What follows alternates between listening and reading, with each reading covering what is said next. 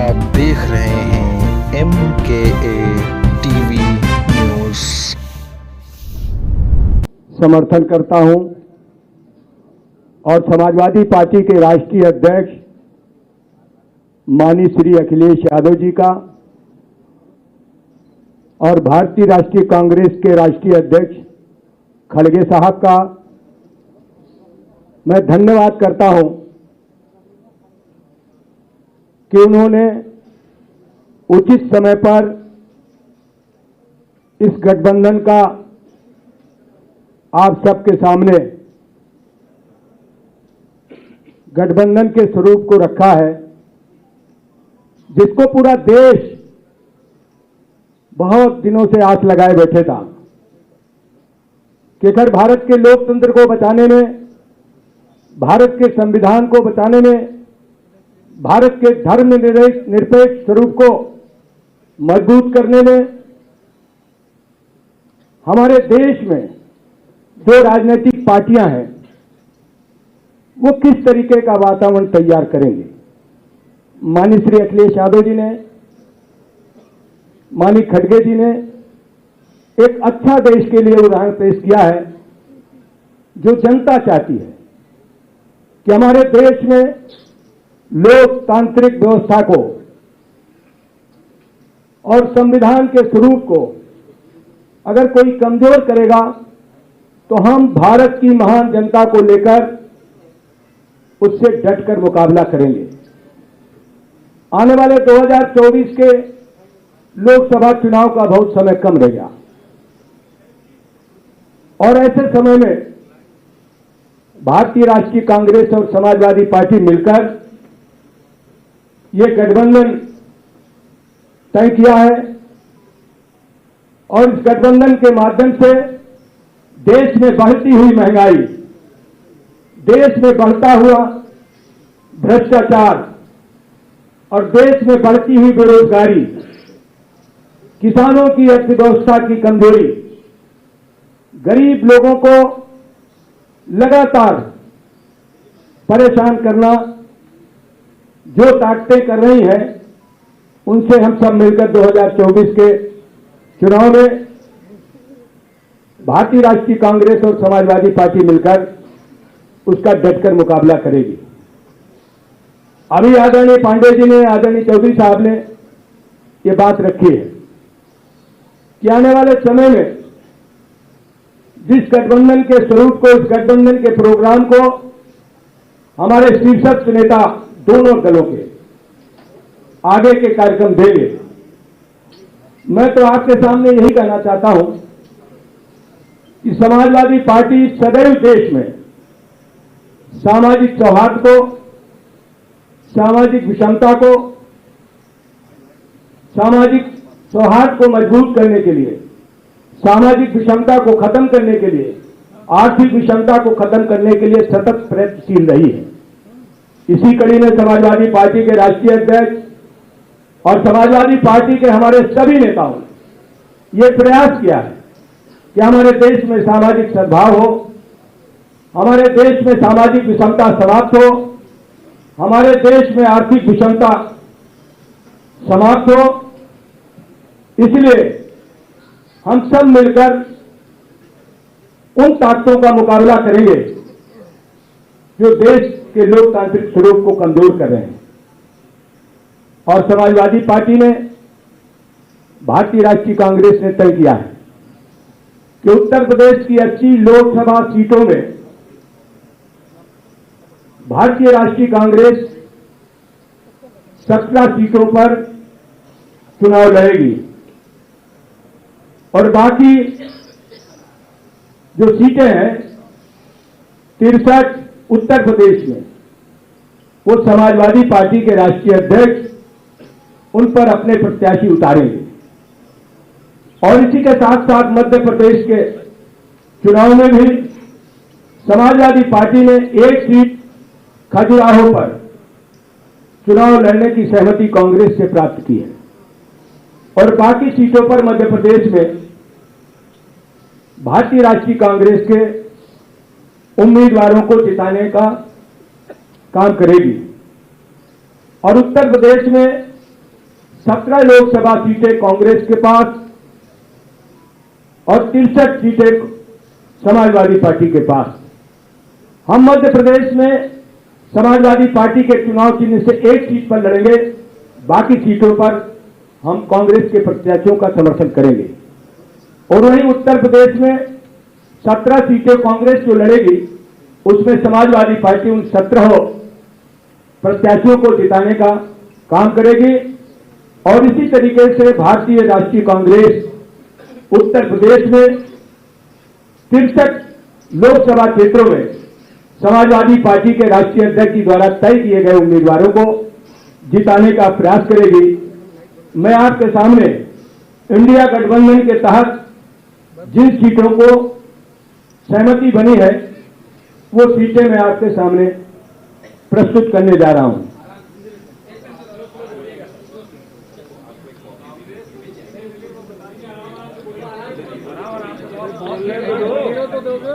उत्तर प्रदेश में जो भारतीय राष्ट्रीय कांग्रेस अपने उम्मीदवार उतारेगी,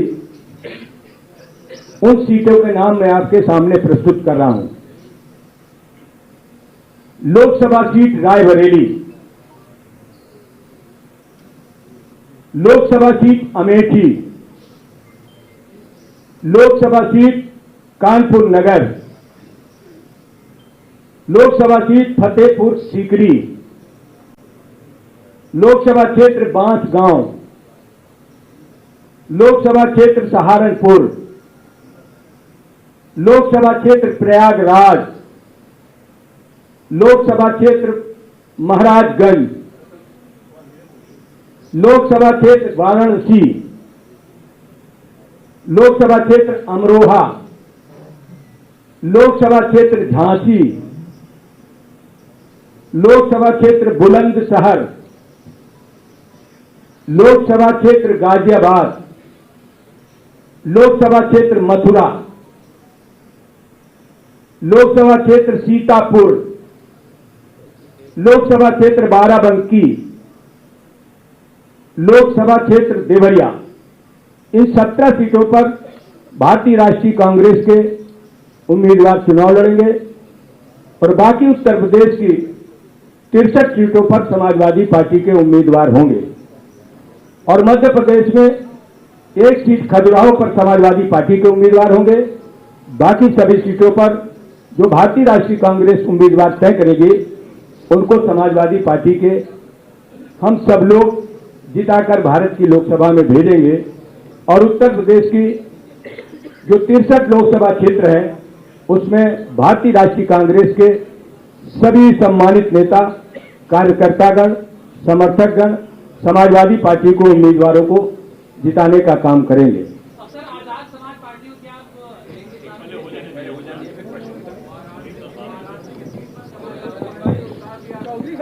आपके सभी के अगर कोई प्रश्न होंगे तो उसको हम उत्तर देंगे। एक बार ऑफलाइन हो जाएंगे।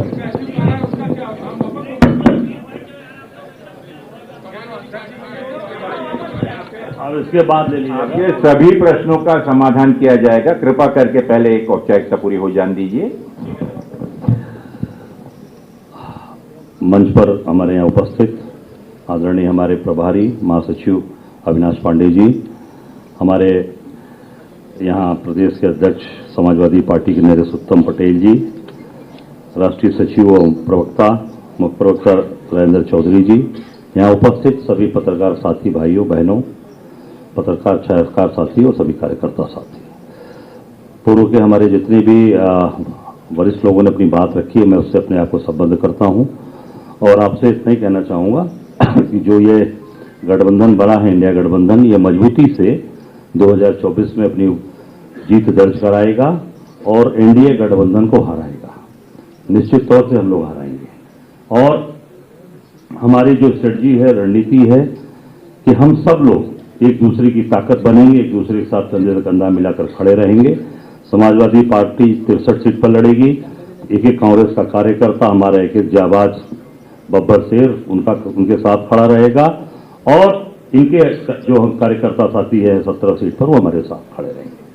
जैसा आप सब लोगों ने देखा कि आज राहुल जी की यात्रा लगातार चंदौली से जो चल रही है, ये भारत जोड़ो न्याय यात्रा जबरदस्त समर्थन सहयोग चंदौली बनारस से प्रयागराज होते हुए आज हम सब लोग कानपुर से उनको छोड़े लखनऊ होते हुए, कल आपने लखनऊ में देखा, ऐतिहासिक यात्रा हुई है। और वाराणसी की बात में जिक्र करना चाहूंगा, काशी बाबा विश्वनाथ की नगरी। यात्रा के दौरान राहुल जी बाबा विश्वनाथ के दरबार में दर्शन करने गए और पहली बार ऐसा हुआ है, भाजपा के छोटे छोटे नेता भी जाते हैं, छोटे छोटे आरएसएस के उनके कार्यकर्ता भी जाते हैं, तो बाबा के दरबार की जो अंदर गर्भगृह की जो फोटो होते हैं वो इसलिए जारी होते हैं कि धार्मिक भावनाएं हमारी हैं, हम उसको अपने परिवार में, अपने घर में हम उस फोटो को हम टांगते हैं और हम सब लोग, पूरा परिवार उसको देखता है कि बाबा उसको हम जल ग्रहण करा रहे हैं और उनको हम उनका आशीर्वाद देते हैं। वो चित्र, वो फोटो प्रशासन ने सरकार के दबाव में जानबूझकर जारी नहीं किया। और जहां तक मेरी जानकारी है, मैं स्पष्ट बता देना चाहता हूं, मेरे पास जो जानकारी आई कि सुबह मंगला आरती के बाद, विश्वनाथ जी के मंगला आरती के बाद से अंदर का गर्भगृह का सीसी फुटेज कैमरा ऑफ कर दिया गया था, बंद कर दिया गया था। ये सबसे बड़ी सुरक्षा की चूक है और बंद इसलिए कर दिया गया था कि अंदर से राहुल गांधी जी की कोई भी चित्र जारी न हो सके, कोई मिल न सके, इसलिए कि वो विश्वनाथ जी के भक्त हैं, बाबा के भक्त हैं और उनकी चित्र जारी न हो।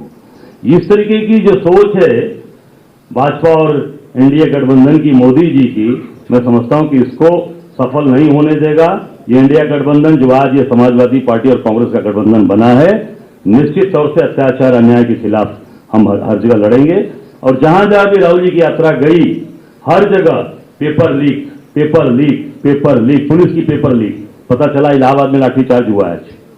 और जो बच्चे सालों से तैयारी कर रहे हैं, गरीब परिवार के बच्चे, आज वो सालों से तैयारी करके कर्जा लेकर उनके पिताजी आज उनको पढ़ा रहे हैं, लाखों लाख रुपया खर्चा करके राहुल जी से कर रहे हैं लोग। एक बच्चा तो आज कानपुर में रोने लगा हाथ पकड़ के उनका कि हम लोग तो बर्बाद हो गए।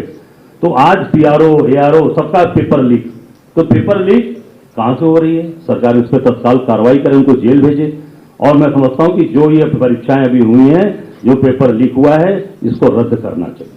फिर से पुनः परीक्षा कराई जाए ताकि वो बच्चे, जो टैलेंटेड बच्चे हैं, उनका भविष्य अंधकार न हो सके। और ये इंडिया गठबंधन मजबूती से अपनी ताकत के साथ 2024 में एनडीए को हराएंगे, ये हम निश्चित तौर से पूरी तरीके से आपको विश्वास दिलाते हैं, प्रदेश और देश की जनता को विश्वास दिलाते हैं। हमारी नेता प्रियंका जी जिस तरीके से मेहनत कर रही है, लगी है, हम सबको उनकी ताकत, उनका बल मिला है और निश्चित तौर से हम उस ताकत और बल से आगे मजबूती के साथ प्रदेश की जनता और देश की जनता की सेवा कर पाएंगे।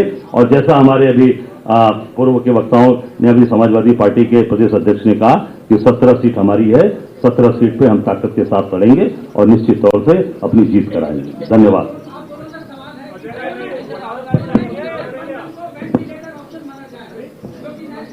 साथियों, जैसा कि हमारे सभी प्रमुख वक्ताओं ने आज इस गठबंधन के बारे में, उसका उद्देश्य, उससे संबंधित जो समझौता हुआ है, उस समझौते के तहत सीटों का बंटवारा, उनके नाम, इसकी जानकारी दी। अब आप अगर इसमें कोई अगर प्रश्न पूछना चाहें तो पूछ सकते हैं। ये बोलिए, एक एक करके बोलिए, एक एक करके बोलिए। माइक आज तक से आशीष सर, एक मिनट को समझ में नहीं आया सर। आशीष जो आप देखिए, वाराणसी की सीट पे जो कैंडिडेट माना गया है, क्या उसको वापस करेगी या जिन सीटों पर, एक मिनट थोड़ा सुनने दीजिए भैया। जो भी सीटें ऐसी थी जहां पर समाजवादी पार्टी ने कैंडिडेट उतारा था, वहां पर वापस किया जाएगा? किस तरीके से आप लोगों का कोऑर्डिनेशन बना है?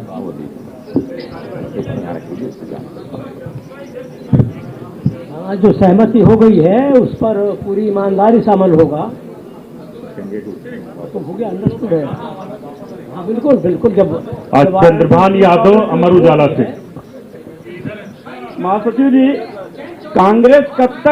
कांग्रेस अपने कैंडिडेटों की सूची कब तक डिक्लेयर कर देगी? बहुत जल्द ही, जो कि जैसा कि आप जानते हैं कि इसकी एक प्रक्रिया होती है, उस प्रक्रिया की शुरुआत अब जब कॉन्फ्रेंसेस सुनिश्चित हुई हैं तो स्वाभाविक है कि उसके आगे की प्रक्रिया भी जल्दी शुरू होगी। प्रदेश कांग्रेस कमेटी द्वारा प्रदेश इलेक्शन कमेटी और उसके बाद में सीसी इस पर फाइनली मोहर लगाई। सीमा बिजली, भारत समाचार।